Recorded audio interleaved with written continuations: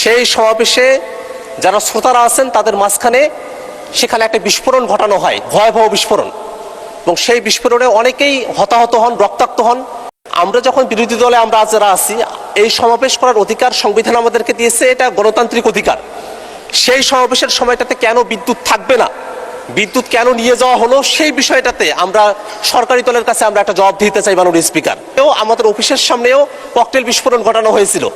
মাননীয় স্পিকার, এই দেশে সরকারি দলের যেমন সমাবেশ করার অধিকার আছে, বিরোধী দলের এই একই ধরনের সমাবেশ করার অধিকার আছে, এবং সেই অধিকারের জায়গা থেকেই জুলাই মাসকে কেন্দ্র করে জাতীয় নাগরিক পার্টি এনসিপি আমরা সারা দেশব্যাপী জুলাই পদযাত্রার কর্মসূচি ঘোষণা করেছি। গতকাল আমাদের উদ্বোধনী সেশন ছিল। গতকাল রাতের বেলা আমাদের মাননীয় বিরোধী দলীয় চিফ হুইপ জনাব নাহিদ ইসলাম এমপি, আমি সহ আমাদের কেন্দ্রীয় নেতৃবৃন্দ আমরা সাভারে গিয়েছিলাম, একটা সমাবেশে উপস্থিত হয়েছিলাম। অত্যন্ত দুর্ভাগ্যের বিষয়ে আমরা স্টেজে ওঠার আগেই সেখানে বিদ্যুতের লাইন কেটে দেওয়া হয়, সেখানে বিদ্যুৎ আর থাকে না। আমরা বিদ্যুতের জন্য যোগাযোগ করেছিলাম, কিন্তু কোনোভাবেই যোগাযোগ করে আমরা সমর্থ হয়ে উঠতে পারি নাই। এবং সেখানে যখন বক্তব্য চলছিল, হঠাৎই সেই সমাবেশে যারা শ্রোতারা আছেন তাদের মাঝখানে সেখানে একটা বিস্ফোরণ ঘটানো হয়, ভয়াবহ বিস্ফোরণ, এবং সেই বিস্ফোরণে অনেকেই হতাহত হন, রক্তাক্ত হন, সেখানে রক্ত ছড়িয়ে পড়ে, এবং তারপরে সেখানে ধোঁয়া উঠে যায়, এবং আমাদের ওখানে যারা শ্রোতারা ছিলেন তারা ছত্রভঙ্গ হয়ে পড়েন। আমরা সমাবেশ সংক্ষিপ্ত করে আমরা থানায় গিয়েছিলাম।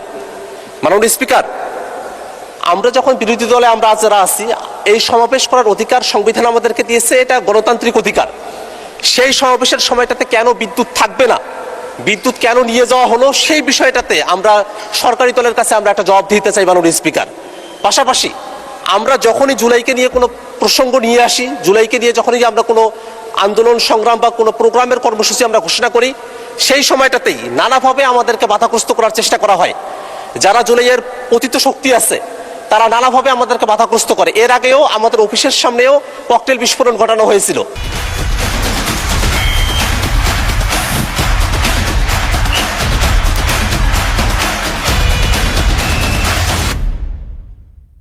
গতকাল যে বিস্ফোরণ ঘটানো হয়েছে সেখানে বিরোধী দলীয় চিফ হুইপ উপস্থিত ছিলেন, আমি নিজে উপস্থিত ছিলাম, আরো নেতৃবৃন্দ উপস্থিত ছিলেন।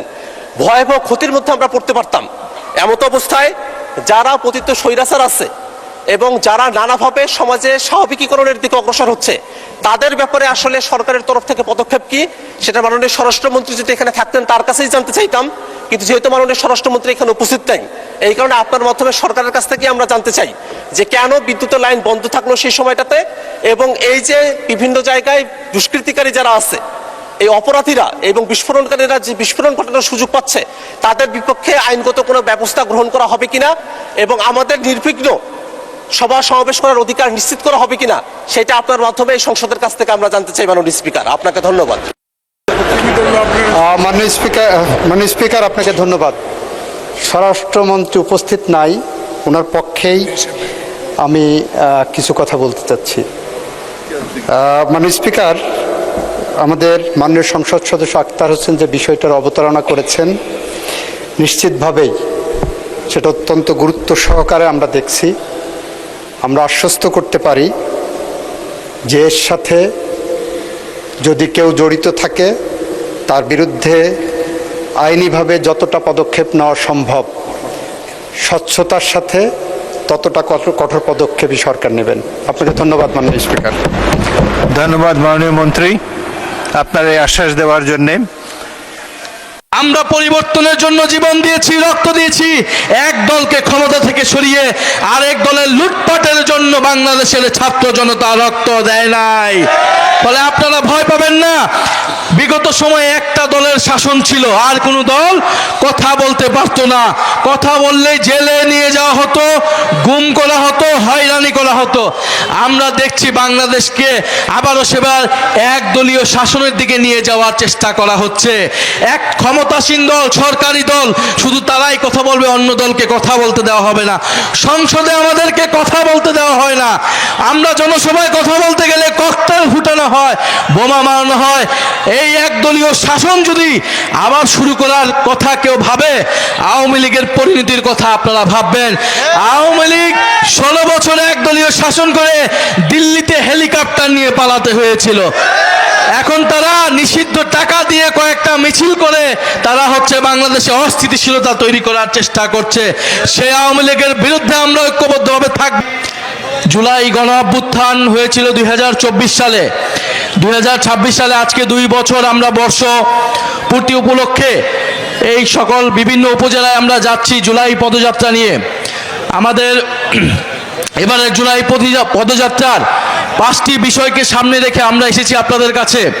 সেই 5টি বিষয় হচ্ছে গণভোটের গণরায় বাস্তবায়ন। আপনারা জানেন 2024 সালের গণ অভ্যুত্থানের পরে আমাদের সকলের দাবি ছিল সংস্কার, অর্থাৎ দেশের পরিবর্তন। বিগত স্বৈরাচারী শেখ হাসিনার সরকার বাংলাদেশ থেকে কোটি কোটি টাকা বিদেশে পাচার করেছে, লুটপাট করেছে, বিরোধী রাজনৈতিক নেতা কর্মীদের গুম খুন করেছে এবং শাপলা গণহত্যা করেছে, পিলখানা হত্যাকাণ্ড ঘটিয়েছে এবং জুলাই মাসে সাধারণ ছাত্রদেরকে হত্যা করেছিল। সেটার বিচার আমরা চেয়েছিলাম। আমরা এমন একটা দেশ এবং সরকার চেয়েছিলাম যাতে বাংলাদেশে কথা বলার অধিকার থাকে, মত প্রকাশের অধিকার থাকে। সে কারণে সংস্কারের দাবি এসেছিল এবং আপনারা দেখেছেন 32টি দল মিলে দীর্ঘ 6-7 মাস ধরে আলোচনা করে তারা জুলাই সনদ প্রণীত করেছিল এবং সেই জুলাই সনদের জন্যই পরবর্তীতে নির্বাচন হয়েছিল, গণভোট এবং সংসদ নির্বাচন একসাথে হয়েছিল। সেই সংসদ নির্বাচনের পাশে গণভোটে আমরা সবাই হ্যাঁ অথবা নাতে ভোট দিয়েছিলাম। বাংলাদেশের 70% মানুষ হ্যাঁ এর পক্ষে, সংস্কারের পক্ষে ভোট দিয়েছিলেন কিনা আপনারা হ্যাঁ এর পক্ষে ভোট? আমরা সবাই কিন্তু হ্যাঁ এর পক্ষে, সংস্কারের পক্ষে ভোট দিয়েছিলাম। কিন্তু এই বিএনপি সরকার ক্ষমতায় আসার পরে পাল্টে গিয়ে সেই সংস্কার এবং জুলাই সনদকে অস্বীকৃতি জানিয়েছে, গণভোটকে অস্বীকৃতি জানিয়েছে এবং এখন পর্যন্ত তারা সংস্কার বাস্তবায়ন করে নাই। আমরা বলছি সংস্কার হচ্ছে জনগণের ম্যান্ডেট। আমরা সবাই ভোট দিয়েছি সংস্কারের পক্ষে। কেন আমরা সংস্কার চাই? আমরা সংস্কার চাই যাতে পুলিশ সংস্কার হয়, পুলিশ কোনো দলীয় পুলিশ না হয়, প্রশাসন কোনো দলীয় পুলিশ প্রশাসন না হয়। আপনারা আদালতে গেলে যাতে ন্যায় বিচার পান। যদি জুলাই সনদ বাস্তবায়ন না হয় তাহলে চাঁদাবাজি, দুর্নীতি কোনো কিছুই বন্ধ হবে না, মাদক কারবারি বন্ধ হবে না, কারণ পুলিশ দলীয় পুলিশে পরিণত হবে, এদের কাউকে গ্রেফতার করতে পারবে না। আমরা দ্বিতীয় বিষয় বলেছি যে কর্মসংস্থান বৃদ্ধি করতে হবে। জুলাই অভ্যুত্থানে তরুণরা, ছাত্ররা নেমে এসেছিল চাকরির দাবিতে, কর্মসংস্থানের দাবিতে। আপনাদের প্রত্যেকের ঘরেই কিন্তু তরুণরা রয়েছে, তরুণীরা রয়েছে, তাদের চাকরি দরকার, কর্মসংস্থান দরকার। এই বিএনপি সরকার ক্ষমতায় আসার আগে বলেছিল 1.5 বছরে 18 মাসে তারা 1 কোটি কর্মসংস্থান তৈরি করবে। কয় কোটি? 1 কোটি কর্মসংস্থান। 4 মাস গিয়েছে, কয়টা কর্মসংস্থান তৈরি হয়েছে? একটাও কর্মসংস্থান তৈরি হয় নাই। যেই বাজেট দিয়েছে সেই বাজেটে কোনো কর্মসংস্থানের রূপরেখা পর্যন্ত নাই। এরপরে আমরা বলেছি বিদ্যুৎ বিভ্রাট, বিদ্যুৎ সংকট নিরসন করতে হবে। শেখ হাসিনা সরকার কোটি কোটি টাকা লুটপাট করেছে বিদ্যুতের নামে, দুর্নীতি করে। এবং আপনারা জানেন যে সারা দেশে এখন লোডশেডিং হচ্ছে, 7 ঘন্টা 8 ঘন্টা করে লোডশেডিং হচ্ছে, কারেন্ট থাকতেছে না। সখীপুরে কি কারেন্ট থাকে? লোডশেডিং হয় কি না? যদি লোডশেডিং হয় তাহলে এই বাজারগুলা কিভাবে চলবে? যদি লোডশেডিং হয় শিল্প কারখানা কিভাবে চলবে? যদি লোডশেডিং হয় তাহলে কৃষিতে সেচ ব্যবস্থা কিভাবে হবে? যদি লোডশেডিং হয়, যদি বিদ্যুৎ সংকট নিরসন না হয় তাহলে কোনোভাবেই দেশের অর্থনীতি নিরসন করা সম্ভব নয়। ফলে আমরা দাবি জানাচ্ছি দ্রুত সময়ের মধ্যেই বিদ্যুৎ সংকট নিরসন করতে হবে, অবৈধ চুক্তি বাতিল করতে হবে এবং দুর্নীতি, লুটপাট বন্ধ করতে হবে। আমরা আরো দাবি জানিয়েছি যে দ্রব্যমূল্যের ঊর্ধ্বগতি নিয়ন্ত্রণ করতে হবে। নিত্য প্রয়োজনীয় চাল, ডাল, তেল, গ্যাস, চিনি এই সব কিছুর দাম কমাতে হবে। সিলিন্ডার গ্যাসের দাম হয়েছে কয়েক গুণ, বিদ্যুতের দাম 17% বৃদ্ধি করেছে এই সরকার আসার পরে। আন্তর্জাতিক যুদ্ধে ইরান আমেরিকা যুদ্ধের দোহাই দিয়েছে, সেই যুদ্ধ কিন্তু এখন শেষের পথে এবং আন্তর্জাতিক বাজারে কিন্তু তেলের দাম কমিয়ে দিয়েছে, কিন্তু বাংলাদেশে এখনো জ্বালানির দাম কমে নাই। আমরা এছাড়া আরো বলেছি সীমান্তে আমাদের ভাই বোনদেরকে হত্যা করা হচ্ছে, ভারতীয় নাগরিকদেরকে পুশিং করা হচ্ছে বাংলাদেশে অবৈধ বাংলাদেশি বলে, এবং আমাদের স্বরাষ্ট্রমন্ত্রী, আমাদের যারা সরকারের দায়িত্বে রয়েছে, তারা এই সীমান্ত হত্যাকে অস্বীকার করছে। তারা পুশিন বন্ধে কোনো কার্যকর উদ্যোগ গ্রহণ করতে পারছে না।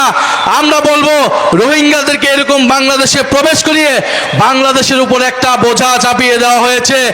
এখন পশ্চিমবঙ্গ থেকে, আসাম থেকে বাংলাদেশে আবারও অবৈধ বাংলাদেশি বলে ভারতীয় নাগরিকদেরকে প্রবেশ দিয়ে বাংলাদেশিদের উপর আরেকটা বোঝা চাপানোর পায়তারা বন্ধ করতে হবে। আমরা দেখছি আমাদের সীমান্তে আমাদের ভাইদের হত্যা করা হচ্ছে, বাংলাদেশের বিভিন্ন সীমান্তে পুশিং করা হচ্ছে। ওই ভারতের পশ্চিমবঙ্গের তথাকথিত মুখ্যমন্ত্রী, যাকে আমরা একটা প্রদেশের মুখ্যমন্ত্রী হওয়ার যোগ্য মনে করি না, তিনি প্রকাশ্যে ঘোষণা দিচ্ছেন যে এই কিছুদিনে বাংলাদেশে 10,000 পুশিং করা হয়ে গিয়েছে, আরো করার পরিকল্পনা আছে। আমরা বর্তমান সরকারকে বলতে চাই, একটা দেশের মুখ্যমন্ত্রীর এই বক্তব্য আমার দেশের সার্বভৌমত্বের জন্য হুমকি। প্রকাশ্যে এভাবে হুমকি দিয়ে আমার এই সার্বভৌমত্ব দেশে ভারতের নাগরিক অনুপ্রবেশ ঘটাতে পারে না। আমরা বর্তমান সরকারকে বলতে চাই, আমার প্রত্যেকটা সীমান্ত সুরক্ষা করে আমার নাগরিকদের জন্য ওই সীমান্তের আশেপাশের বাংলাদেশের এলাকাগুলোকে নিরাপদ হিসেবে গড়ে তুলতে হবে। আমার বিজিবিকে শক্তিশালী করতে হবে, তাদের হাতে শক্তিশালী অস্ত্র দিতে হবে। আজকে মাননীয় প্রধানমন্ত্রী সেনাবাহিনীর একটা ক্যাম্প পরিদর্শনে গিয়েছেন, আমরা তাকে আমাদের জায়গা থেকে ধন্যবাদ জানাই। আমাদের এই বাংলাদেশ সেনাবাহিনী প্রতিষ্ঠানকে শক্তিশালী এবং কার্যকর হিসাবে গড়ে তুলতে হবে। আমাদের সবাই মিলে একসাথে সার্বভৌমত্বকে রক্ষা করার জন্য সেনাবাহিনীকে অত্যাধুনিক সমরাস্ত্রে সুসজ্জিত করতে হবে। আমরা স্পষ্ট করে বলতে চাই, বিএনপি ক্ষমতাসীন দল, কিন্তু তারা আমাদের অভ্যুত্থানের সহযোদ্ধা। তাদের ভালোটাকে যেমন আমরা ভালো বলবো, সমালোচনা করার কোনো কাজ করলে তাদেরকে কিন্তু আমরা বিন্দু মাত্র ছাড় দিব না। গতকালকে আমরা, আপনারা দেখেছেন, সাভারে আমরা এরকম একটা পথসভা করার সময় আমাদের মঞ্চের সামনে গতকালকে একটি সন্ত্রাসী হামলা হয়েছে।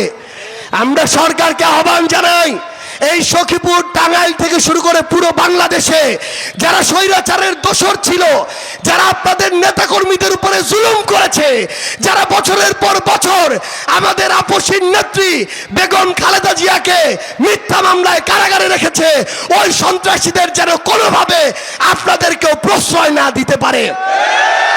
প্রশাসনের কেউ যদি তাদেরকে সামনে পিছন থেকে সহযোগিতা করতে চায়, তাদের বিরুদ্ধেও আমাদের ঐক্যবদ্ধ হতে হবে। এখানে আমাদের প্রশাসনের অনেক ভাই আছেন, আমরা শুধু আপনাদের একটা বিষয় বলতে চাই, আমরা যেন দলের প্রশাসন না হয়ে যাই। দলের প্রশাসনের পরিণতি আগামীর বাংলাদেশে আরো খারাপ থেকে খারাপতর হবে। আমরা আহ্বান জানাই, বাংলাদেশ পুলিশ নামক যে প্রতিষ্ঠান, এই প্রতিষ্ঠান তাদের মর্যাদা কিন্তু জুলাই অভ্যুত্থানে অনেকটাই ক্ষুণ্ণ করেছে। তাদেরকে দলীয় স্বার্থে ব্যবহার করা হয়েছে। আমরা বিশ্বাস করতে চাই, আগামীতে আপনারা আপনাদের কাজের মধ্য দিয়ে আপনাদের সেই সুনাম ফিরিয়ে নিয়ে আসবেন ইনশাআল্লাহ।